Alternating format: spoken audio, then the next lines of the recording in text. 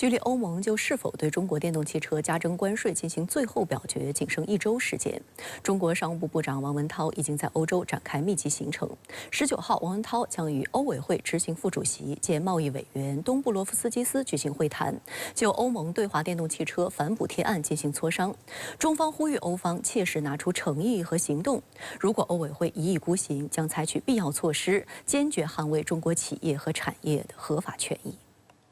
中国与欧盟密集就电动汽车关税问题进行沟通。中国商务部部长王文涛14号在意大利都灵会见意大利汽车工业协会主席瓦瓦索里，16号在罗马会见意大利副总理兼外交与国际合作部部长塔亚尼，以及意大利企业与意大利制造部部长乌尔索。17号，王文涛在柏林会见德国副总理兼经济和气候保护部部长哈贝克，多方重点就欧盟对华电动汽车反补贴调查等议题进行深入交流。其中，德国方面表态最为积极。哈贝克表示，德方支持自由贸易，欢迎中国汽车及零部件企业对欧投资，不赞成对中国电动汽车加征关税。德方将敦促欧委会同中方寻求妥善解决方案，尽一切努力避免贸易冲突。据商务部消息，王文涛19号将在布鲁塞尔与欧委会执行副主席兼贸易委员东布罗夫斯基斯举行会谈，就欧盟对华电动汽车反补贴案进行磋商。就欧盟对华电动汽车的反补贴调查相关问题，外交部发言人林健18号强调，这起调查是典型的保护主义和政治主导的行为，中方始终秉持最大的诚意，致力于通过对话磋商解决问题，并提出了灵活解决方案的建议。而欧方却一面声称愿意通过对话解决分歧，一面却不断地拒绝中方的提议，始终不给出任何具体的对案。希望欧方切实地拿出诚意和行动，认真地考虑中国业界的合理关切和建议。如果欧委会一意孤行，中方将采取必要措施，坚决捍卫中国企业和产业的合法权益。自欧盟启动电动车反补贴调查以来，中国已对欧洲乳制品、白兰地和猪肉展开了反倾销调查，并向世贸组织提出了投诉。这一回应凸显了中国反击欧盟贸易壁垒的决心。欧盟多个行业已经慌了起来，德国汽车制造商、猪肉产品行业、法国白兰地生产商、欧洲乳制品行业均对欧盟决定即将带来的影响深感担忧。9月17号，法国干邑地区的白兰地生产商、葡萄种植者等从业者举行了20多年来的首次示威游行，超500人上街抗议欧盟对中国电动汽车加征关税。中国海关数据显示，欧盟是全球最大的白兰地生产地区，其中对华出口的白兰地产品99.8%都产自法国地区。有欧洲舆论认为，最近的事态发展表明，中国和欧盟都表示愿意缓和日益加剧的贸易冲突。即将举行的中欧官员会谈对于缓和紧张局势具有重要意义。欧洲一直是全球汽车业的高地，自中国汽车有出口能力以来，进军欧洲一直被定位为难度很高的一个目标。因此，有分析认为，这次关于新能源汽车的双反调查涉及的不仅仅是新能源汽车产业，还影响到整个欧盟的汽车工业。而汽车产业是欧盟最大的制造业支柱，因此欧盟不太可能在这一问题上轻易做出让步。这场磋商的难度也由此大幅增加。中方现在已经做了很充分的准备，一方面呢，我们有自己提出来了一揽子的协商方案，我们希望能够和欧盟协调协商解决，通过磋商来解决不必要撕破脸去打这个贸易战。另外一方面呢，我们也提出了一系列的反制措施，那这些呢其实是可以打痛法国、意大利，包括西班牙等等一些国家，那击中他们的软肋。那因此我们等于是有软有硬，我们希望能够和平磋商解决，但是呢也不排除说，如果一旦贸易战开打的话，那中方也有自己的这个利器可以呢对其进行反制。当然说，如果这场贸易战开打以后呢，对于双方必然都是一个不利的这种格局。随着中国汽车行业的快速崛起，去年10月，欧盟委员会宣布对中国电动汽车下手，发起了反补贴调查。今年7月，欧委会公布初步裁定，对中国电动汽车征收17.4%至37.6%的临时反补贴税。2月20号，欧盟披露对华电动汽车反补贴最终调查结果草案，对拟议税率进行小幅调整，最高至36.3%。欧盟计划于于9月25号就对从中国进口的电动汽车加征最终关税一事举行投票，只有占欧盟总人口65%的15个成员国以特定多数反对，这一加征关税的计划才能被叫停。与此同时，包括德国在内的多个欧盟国家对此决定持反对立场。被曝正在最后关头加紧游说其他成员国投反对票。欧盟高级消息人士称，德国最近一直在与其他成员国政府通过电话沟通，试图阻止关税措施正式生效。在7月进行的首轮咨询性投票中，包括西班牙、意大利和法国在内的12个欧盟成员国被指投出支持票，4个成员国反对，包括德国、芬兰、瑞典等11国弃权。投出赞成票的西班牙、意大利和法国3国是欧盟人口大国，人口总和占欧盟人数总数近40%。西班牙总理桑切斯近日在结束访华行程后表示，西班牙正在重新审视其对欧盟关税的立场，这一立场的改变使西班牙与德国保持一致。中国商务部部长王文涛此次访欧行程也将重点放在了意大利。意大利是继德法之后的欧盟人口第3大国，占欧盟总人口13%左右。占欧盟人口18.7%的德国一直反对向中国产电动汽车加征关税。德国是中国在欧洲最大的贸易伙伴，德方担心这一关税政策会影响在华深耕多年的德国汽车制造业厂商，进而阻碍德国经济增长。德国几大车企集团已经对反补贴关税表达了多次反对意见。这些企业1/3或1/4的全球销量来自中国市场，承受不起中国反制所带来的后果。德国呢，当然是欧盟最重要的核心成员国，那它的经济实力呢，在欧盟是首屈一指，它的影响力在欧盟之内呢，也可以说是最大的。王部长此次访问呢，也是希望通过和德方的沟通和交流，能够让德方呢充分意识到，那中国可能会实施这种反制措施，会让德国的企业遭受到比较大的损失。希望德国能够被充分动员起来，在这场闹剧之中呢，扮演一个定海神针的作用。此外，欧盟对中国造电动车无差别抵制，也将影响到德国车企以中国为基地的出口计划。近日，大众汽车旗下西班牙品牌库普拉品牌负责人向媒体表示，如果欧盟委员会按计划正式对库普拉在中国生产的电动汽车征收21.3%的进口关税，该品牌将会被淘汰出局，也将使它的公司陷于危险境地，最终影响到欧洲减碳目标进程。对于欧盟对中国电动车加征关税，不少美国舆论认为保护主义会阻碍欧洲发展。分析指，欧洲领导人意识到竞争力丧失带来的危机感，他们希望通过对中国电动车加征关税来保护该地区的汽车产业。但经济学家提醒，防御和贸易保护主义解决不了问题，反而给欧盟营商环境和绿色经济转型带来负面影响。德国业界人士认为，德国汽车工业低估了转型的动力和中国的优势，越来越多人呼吁欧盟撤销对中国电动汽车拟征收的惩罚性关税。那对于中方来说呢，中国生产的电动汽车如果被施以更高的关税的话呢，会削弱中国电动汽车的这种竞争力当然呢，包括比亚迪等等品牌的中国电动汽车由于它的产品的质量以及它的这个价格这种性价比过于优异乃至于说它即使在欧洲市场提价30%，也依然还有利润可挣所以呢，从这点来看的话，其实中国电动汽车也并无惧这个欧盟所加征的这个高额的关税，依然还会是很有竞争力的产品。最近，中国商务部部长王文涛访问欧洲，与欧盟及德国等各方交换意见。对此，您是如何看？中国关系包括经贸关系，这是个大话题啊。我一直认为在目前这样的国际政治经济形势下，我们中欧双方要关注这些具体的经贸事务以及项目的进展和变局。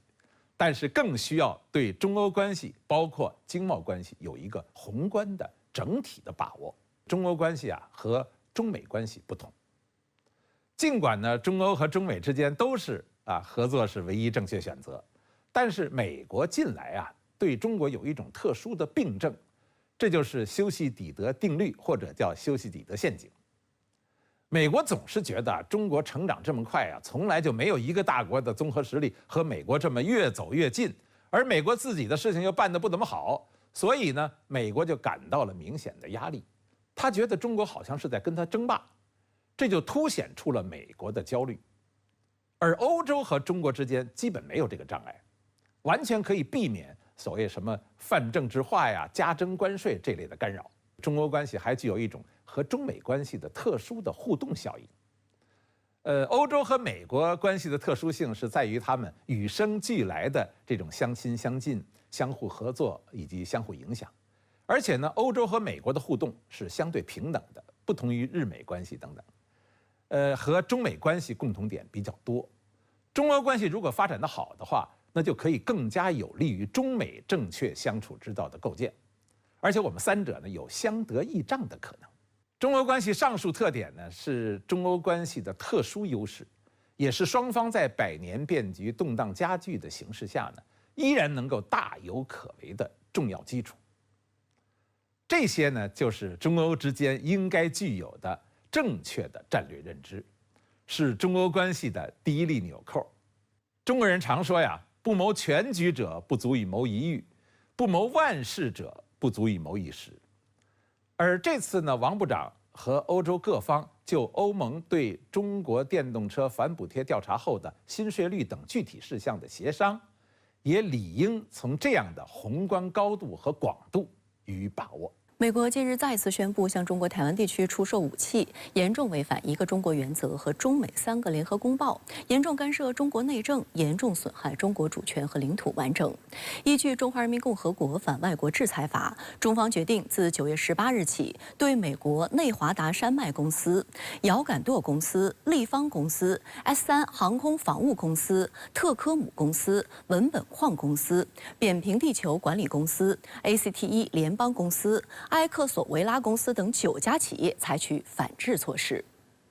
据美国财政部官员透露，由副财长杰伊·尚博率领的美方官员将于19号前往北京参加中美经济工作组第5次会议。但就在会议举行前，拜登政府不但宣布了对华加征301关税的最终决定，还持续释放再次收紧对华芯片技术出口的消息。在美国将经济议题用作对华施压工具的背景下，中美双方应如何理性展开本次对话？来看看报道。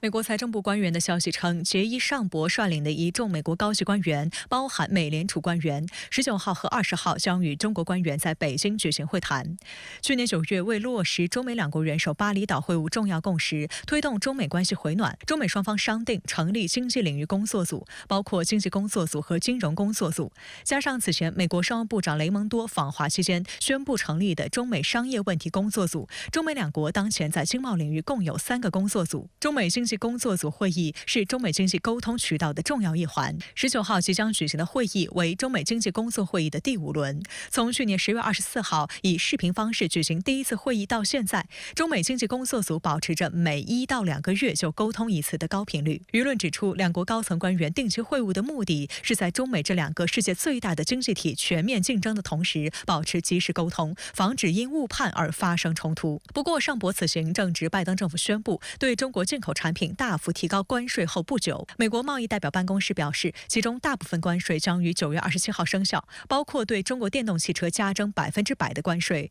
对太阳能电池加征50%的关税，对钢铁、铝、电动汽车电池和关键矿产加征25%的关税。分析认为，美国在会议之前高调宣布提高关税，或试图以此为抓手或工具继续对华施压，而中方毫无疑问会要求美方不能将经济问题，尤其是关税问题政治化。目前这个美国对中国的这样的一种贸易战已经是这么长一段时间了，但是我们看到表面上呢，虽然中国输美的商品它的比例在下降，但是事实上呢，中国的很多商品仍然是通过转口贸易，但仍然是到了美国。也就是说，美国的这个进口商，它其实是承担了这样一种供应链拉长之后的一种额外的成本。那么对于美国消费者来说，它一定也会被转嫁一部分的成本，它会对这个国家自身的经济，对这个国家它的企业的竞争力，以及对它的消费者福利都会带来非常负面的影响。值得注意的是，尚博在临行前表示，此行将与中方讨论一系列经济问题，既有达成共识的领域，比如许多发展中国家面临的债务和融资挑战，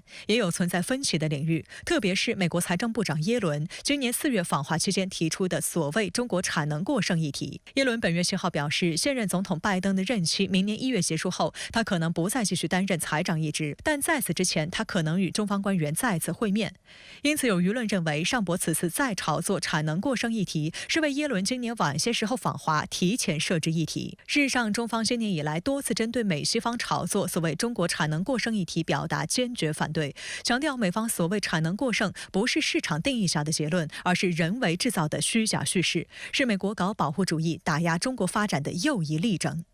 美国屡次打着产能过剩的幌子打压中国新能源产业，实际上是为促成自身制造业的回流做准备。关注气候变化问题的《纽约时报》专栏作家华莱士·威尔斯16号发表评论文章指出，美国及其盟友打着所谓反对中国补贴产能过剩的旗号，在绿色清洁能源领域疯狂打压中国，将导致全球绿色转型引擎空转，让世界陷入困境。华莱士·威尔斯认为，正当中国对绿色科技进行大规模投资并取得惊人突破之际，美国却压注在推出通胀削减法案等绿色科技关税战争上，试图用保护主义筑墙。这也意味着，如果绿色能源转型是一场竞赛，美国已经全方位地输给了中国。值得注意的是，为遏制中国半导体产业发展，美国还一直在向日本等盟友施压，谋求所谓协同管制对华芯片技术出口。近期，美国和日本已接近达成相关协议的消息曝光，美国希望能在11月大选前公布新的对华半导体出口管制措施，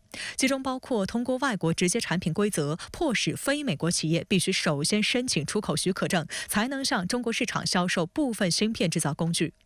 根据外国直接产品规则，即使是美国境外生产的特定物项，如其开发或制造直接利用了美国特定受管控的软件或技术，该等物项也将受到美国出口管理条例管辖。这也意味着东京电子、荷兰阿斯麦这2家美国盟国的主要半导体制造设备生产商将受到极大影响。过去几个月来，拜登政府几次派出官员访问日本、荷兰，就如何协调3国的出口管制规则进行谈判，施压盟友追随美国进行对华芯片出口管制。按照几名熟悉会谈情况的人士的说法，尽管日本仍对联合对华实施管制的后果感到不安，但迫于美国压力，谈判已接近取得突破。不过，日本官员强调，由于担心中方反制措施，当前谈判局面依旧相当脆弱。这名官员透露，日本政府和企业尤其担心，如果东京采取美国正在推动的出口管制措施，中国可能会阻止关键矿物的出口。关键矿产品的价格现已在高位，一些日本企业向日本经济产业省表达忧虑，担心价格进一步上涨会降低日本产品的竞争力。一家专门从事矿产贸易的日本贸易公司高管则表示，客户需要供应有保证，而这些保证现在变得非常困难。外界注意到，去年8月1号起，中国对加锗相关物项实施出口管制。中国海关数据显示，2023年中国对日本加出口额锐减近3%，对日锗出口额也减少约1/3。加和锗是生产先进半导体芯片的关键材料。今年是9·18事变爆发93周年。18号上午，在9·18事变发生地辽宁沈阳，勿忘9·18撞钟鸣警仪式举行。同日，全国多个省市鸣响防空警报，铭记历史，缅怀先烈。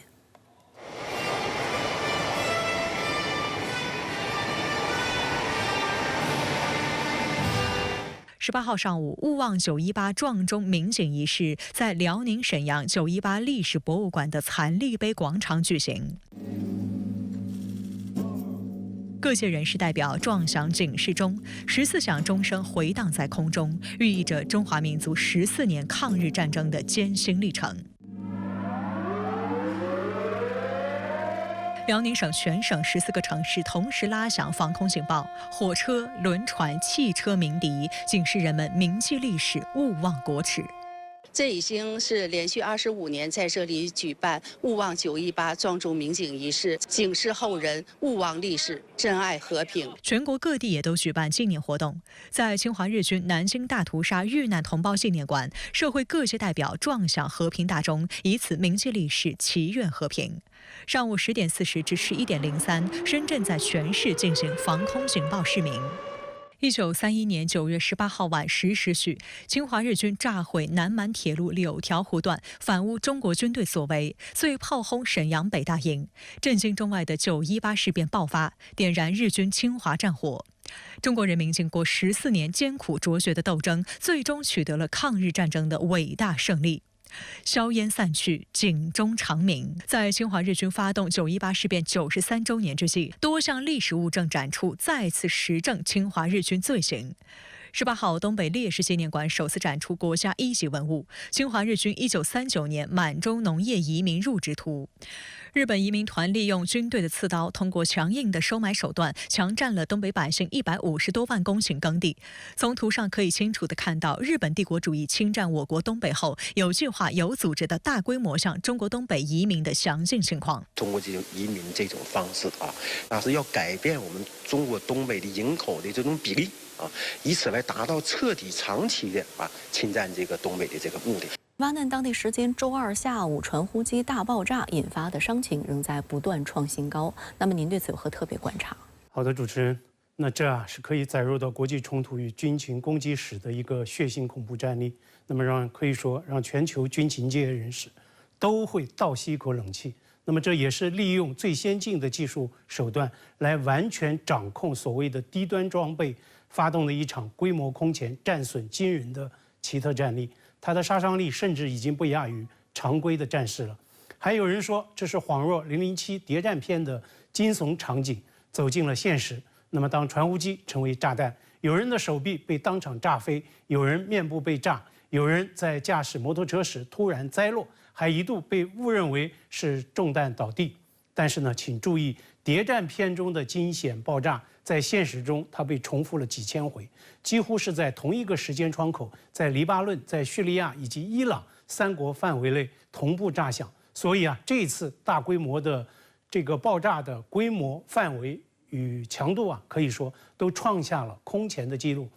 大卫·肯尼迪曾经在美国国安会做过情报分析师，他周3在接受 CNN 采访时就承认，这是他此生所仅见的规模最大，也是协同度最高的袭击。它的实施的复杂程度远超想象，而对攻击目标、供应链乃至整个内部体系的渗透与控制程度呢，可以说更是到了让人心惊肉跳的地步。也因此，美国知名专栏作家伊格纳修斯最新在《华盛顿邮报》中就撰文警告，这次超大规模的传呼机攻击不仅让黎巴嫩真主党及其武装遭受重创，就军事层面而言，它很可能也在揭示网络战的一个最新的高危方向。任何所谓智能装备，它的电路板操控系统一旦被敌方渗透掌控，就可能变身为作战工具。伊格纳修斯就称，此前以军曾经以所谓的阵网电脑病毒打响网络战的第一枪，成功突入伊朗的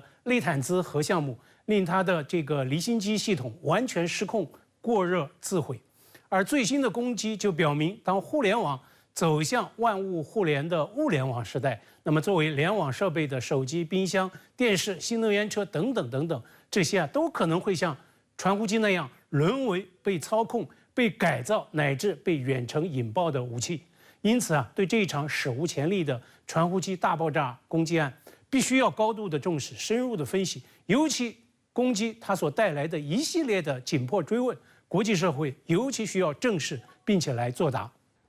那么在您看来，传呼机爆炸攻击案带来了哪些紧迫追问？对于外部世界，第一个追问一定都会是：为什么会是传呼机呢？它怎么就成了致命武器呢？可能不少00后都不知传呼机是什么东西。作为上世纪90年代风行一时的通讯工具，传呼机又称 BP 机，早已经退出日常生活多年了。但是呢，实际上它作为特种设备，目前在军事安全领域仍然是广泛应用。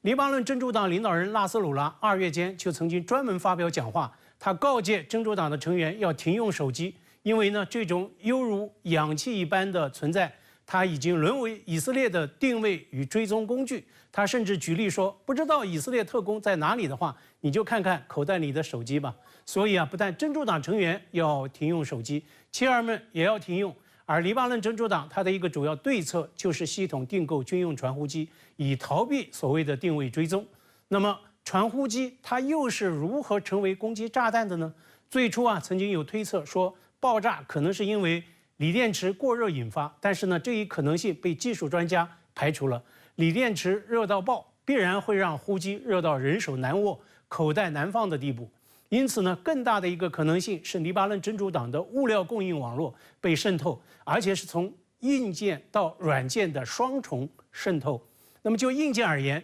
新购的这个传呼机很可能被提前植入了军用的高爆炸药。纽约时报》就引述2个匿名官员爆料称，炸药的剂量可能是1到2盎司之间，也就是30-40克。而所谓的爆炸隐性，很可能是由系统指令发布特定信息所触发引爆的。有未经证实的消息就称，周二当地时间下午3点多，黎巴嫩真主党成员的呼机都接到了所谓的高层传呼指令，很多人是在拿着呼机读信息时发生爆炸的。那么这也导致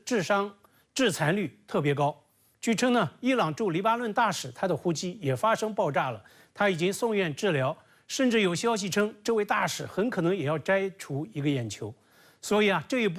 这个传呼机攻击，它的吊诡之处就在于选择低端的通信设备本来是基于保密的考量，但是没想到整个系统是完全不设防的，几乎是全链条的崩溃沦陷。有爆料就称，黎巴嫩真主党这一轮采购的传呼机大概是在3000台左右。昨天下午，黎巴嫩真主党方面已经紧急通知，要求立即扔掉还没有爆炸的呼机。但是呢，黎方被渗透的仅限于这些设备吗？为什么又会在叙利亚以及伊朗同步爆炸呢？伊朗驻黎巴嫩大使使用的呼机是否也在黎巴嫩真主党的最新采购的传呼机之列呢？攻击者对传呼系统它的网络操控程度又到了什么样的一种危险程度呢？但是啊，其实呢，在我看来，较之追问这些传呼机大爆炸攻击的技术细节，另一个追问实际上来得更加紧迫，甚至更加关键。如此规模、如此惨烈的爆炸攻击，属不属于战争行为呢？既然美国大咖们都在公开讨论万物互联时代，互联万物的武器化、军事化的这种前景，这一追问尤其需要国际社会来正视，并且来亮明立场。以方并未认账，但黎真主党直指以色列发动大规模攻击，并扬言报复。那您是如何来看事态的后续反应？中东会爆发全面战争吗？对这种由军情部门主导发动的海外攻击行动，以色列从来都不会主动认账的。但是呢，现在不仅是作为受害者的黎巴嫩真主党，外部世界也都在认定有动机、也有这个能力搞袭击的，唯有以色列人。而且呢，就这次呼机大爆炸的袭击而言，它也具有以色列军情部门海外行动的各种特征。今天啊，美联社刊播了一条背景长电稿，揭露以色列在海外策动像类似传呼机大爆炸这类复杂攻击的漫长的黑历史。最早行动甚至追溯到遥远的1973年，以军特种兵当年在贝鲁特展开针对巴解组织领导人的连串的暗杀行动，以报复前一年11名以色列运动员在慕尼黑奥运村遭绑遇害。斯皮尔伯格导演的好莱坞大片《慕尼黑》对此呢有详尽的描述。4年前，伊朗首席核科学家兼副防长法赫里扎德在德黑兰郊外遇刺。情报人士普遍认定，以色列安全机构辛贝特通过人造卫星操控引爆攻击型的人工智能机器人得手。但是呢，在我看来，无论是从规模、强度乃至全程的这个渗透度来看，这一起传呼机的系统攻击都堪称是以色列军情部门海外行动之最。那么就后续反应，传呼机爆炸攻击必然会是一连串的事件，将会对中东局势带来连续的冲击。首当其冲的当然是拜登所谓中东和平计划。该计划现在无论在加沙就停止军事冲突与释放人质，或者是在黎以边境方向，都是在遭遇全面的挫败。就在呼机爆炸攻击的前一天，美国中东问题特使刚刚在以色列和防长加兰特会晤，以方会后发表声明称，以理谈判的期限已过，以方将会更倾向采用军事解决。以色列内阁也已经通过相关决议，规划要将以黎边境的数万边民全数回撤。那么其次就是中东大规模的军事冲突会不会再度升级引爆之问。同样追问，在伊朗驻叙利亚使馆馆舍爆炸遇袭，伊朗对以色列本土发起报复性攻击，以及哈马斯领导人哈尼耶在伊朗首都德黑兰被炸身亡，乃至黎巴嫩真主党武装司令在贝鲁特遭以色列空袭身亡之后，都曾经被各方热议。但是呢，我们从过往的事态发展来看，更大规模的全面的军事冲突并没有升级，恐怕这次呢也是难有例外的。现实就是这么残酷，以色列以这样一种格外血腥、毫无底线的攻击，掀开了自身近乎碾压式的、不对称的、渗透式的攻击力之一角。当然了，以军这样一种不计成本、不惜代价的疯狂攻击，全然是以彻底绑架中东和平为代价。内塔尼亚胡已经沦为不折不扣的战争狂人。那么现在的问题就是，摁住内塔尼亚胡，摁住以色列，拜登总统可以做什么？美国可以做什么？世界又能够做什么？再来关注即将在下周举行的日本自民党总裁选举。日本多个民调显示，石破茂、小泉进次郎与高市早苗三人暂时领先。外界注意到，为赢得此次选举，9位候选人不把日本国内的经济民生等一系列问题放在首位，反而将焦点集中在对华战略甚至台海议题上，这也让不少日本民众大感失望。9月12号，日本执政党自民党总裁选举及党首选举正式开跑，共有9名候选人参加，人数之多创历史之最。选举投票和计票将于27号进行，最终胜出者将接替岸田文雄，成为日本新一任首相。最新民调显示，前自民党干事长石破茂以26%的支持率位居第一，排名第2的是前环境相小泉进次郎，支持率为20%，与8月的调查相比，两人的位次发生互换。排名第3的则是经济安全保障相高市早苗，支持率为16%。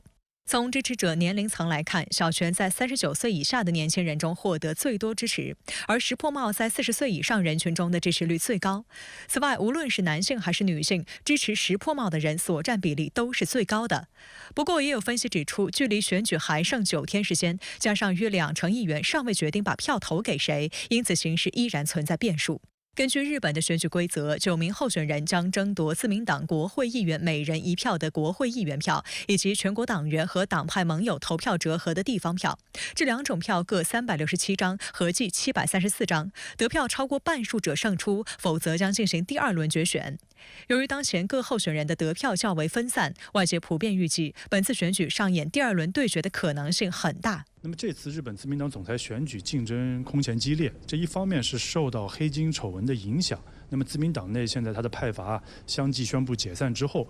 自民党内传统的权力的格局和它的运行逻辑就发生了变化。那么一些有知名度和实力的议员不再受到派阀的约束之后他的行动自由度大大的提升，都想要把握这次难得的机会来挑战一把首相的宝座。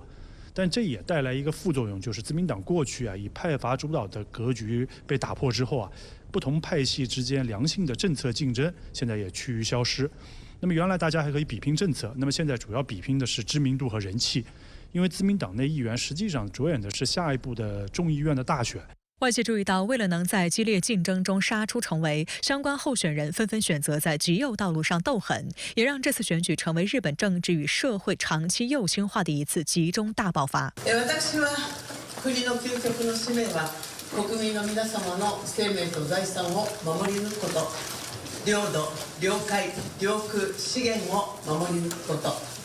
そして国家の主権と名誉を守り抜くことだと考えております。1961年出生的高市早苗与前首相安倍晋三关系密切，自称是安倍路线的继承者。尤其在外交和国防领域，他极力主张日本增加防卫预算和提升自卫队的作战能力。相较之下，小泉进次郎的政治立场倾向自由派，但为了迎合强大的右翼勢力，时常将修宪挂在嘴边。そして憲法改正について、私は戦後初めての国民投票を実施したい。支持率暂居首位的石破茂同样提出修改日本宪法第9条，允许日本拥有正式军队。这位67岁的政坛老将曾4次竞选自民党总裁落败，这是他第5次发起挑战。私は今度の総裁選挙を自分にとっての最後の戦い、このように位置づけ、全身全霊で戦ってまいります。私は日本を守る。中国国际问题研究院亚太所特聘研究员向浩宇向深圳卫视记者分析，日本面临的最大危机其实在国内而非外部，但对于少子老龄化危机、经济民生等问题，这些日本政客并没有提出务实可行的政策主张，反而在安全问题上表现强硬，这事实上是一种转移民众视线的政治手法。煽动国内的危机意识是近年来日本自民党政府推动强军扩武路线，突破战后军事禁区的一个主要的手段和借口。那么这次自民党总裁选举当中啊，也出现了这种动向，反映出的是日本自民党的右倾化和民粹化的进一步发展。那么从各个候选人的政策主张来看啊，在外交安全方面其实没有本质的不同，都在打着更好的维护日本国家安全的旗号，那么主张推进强军修宪。值得警惕的是，日本政客还纷纷炒作所谓台海危机。在被问及如果发生所谓台海危机，日本怎么撤侨时，石破茂表示要派出自卫队飞机和船只赴台撤侨，但也可能遭到解放军导弹的攻击。值得注意的是，8月12号至14号，石破茂曾率多名日本国会议员窜访台湾，期间还先后与赖清德、萧美琴等人会面。当被在场媒体问及未来两岸若爆发冲突，日本是否应有所表态，甚至予以协防时，石破茂则拒绝正面回答。就此问题，高市早苗的态度是，只有在日本遇到生存危机的前提下，才应该应对所谓台海危机。而小泉进次郎只说了句赞同加强模拟演习。对于自民党政府渲染台海危机啊，实际上也暴露出日本政界对华认知和战略取向的僵化和偏执。那么对于现实的中国和中日关系，日本政界也缺乏一个全面准确的一个把握，那么依然沉浸在意识形态对抗和地缘政治博弈的战略思维当中难以自拔。那么推行以台制华的战略，想要阻碍中国的和平统一和发展，那么这本质上啊是一种冷战思维在作祟。那么这对于中日关系而言也是非常危险的。自民党总裁选举争斗很激烈，那么最终谁会胜出，仍然扑朔迷离。您对此如何看？作为执政党的自民党面对着3大动荡，第一呢是自民党内就自身的本身的动荡，第二呢就是日本社会的政治经济等动荡，第三呢是国际上百年变局冲击，特别是和日本关系最紧密的中美关系波动，以及周边比如像俄国、朝鲜呀等变数，使日本的外部环境形成的动荡。在这样的3大动荡相互交织下，这次自民党总裁选举的过程将是自民党以及日本社会大动荡、大改组的一个重新洗牌过程。因此呢，和历届的选举不同，这将是自民党内一场相对分散化，而且不确定性也比较强的一次选举。虽然表面上目前自民党派阀大都解散了，似乎群龙无首，但实际上党内无派，千奇百怪啊。在自民党内仍然存在各种利益共同体，麻生派还依然存在嘛？其他的一些大佬，比如说像森西朗啊、二阶俊博呀、小泉纯一郎啊，包括菅义伟、岸田等，仍然在发挥着重要的作用。得到他们的认可和协调也是至关重要的。而且更重要的是，300多个自民党籍的议员并不是一盘散沙，他们都因为政治立场、利益诉求等有各种的利益共同体，这些大佬呢就是他们其中的代表，所以他们的认可呀，常常是在最后的选举中起到决定性的作用。以前选举的时候，上下关系中啊，明显的是上大于下，而这次呢，这两者之间的关系可能会有些变数了。至于选举当中各参选人涉及中日关系的部分呢，我一直认为啊，重点还是在于中美关系的大背景。中日关系呢，确实存在着一些结构性的问题，那现在双方也都有改善的空间，但在中美之间复杂因素增多的时候啊，中日关系很难真正的缓和，因为日本要面对着双重的压力，一方面它必须紧跟美国，它现在面对的所有压力也包括比如周边俄国、朝鲜等各方面的安全冲击，都使得日本必须要和美国捆绑，并且企图搭美国车，加快自己的政治军事大国化的进程。而另一方面呢，由于日美关系的特殊性和中美关系的敏感性，就决定了中日改善关系的局限性。今天中日相处之中的很多结构性问题，比如说历史问题和领土问题等等，其实都是老问题，只不过是在美国新的国际操作下的一种新的表现而已。挑拨和分化中日关系，这是美国战后一直就在玩弄的一种手法啊。这里边的重点是美国的因素，一定要认清这一点，这是主要矛盾。此次不同寻常的选举又折射出自民党面临着哪些困境？从目前来看啊，现在自民党有2大困境。第一个呢叫进退维谷，也就是说呀，自民党内部现在需要改革，不管改革的进程快慢，但都要表现出一种锐意改革的取态。这样呢，就需要真的换人、换政策。同时呢，自民党又面对着世代交替的压力，也就是党内中青年的这些政治家们呢，都希望尽快的上位，取代现在这些70、80岁的老人们。这是一个双重的压力啊！年轻而有魄力的小泉进次郎就是这种要求的一个代表。但同时呢，现在日本国内的政治经济形势很复杂。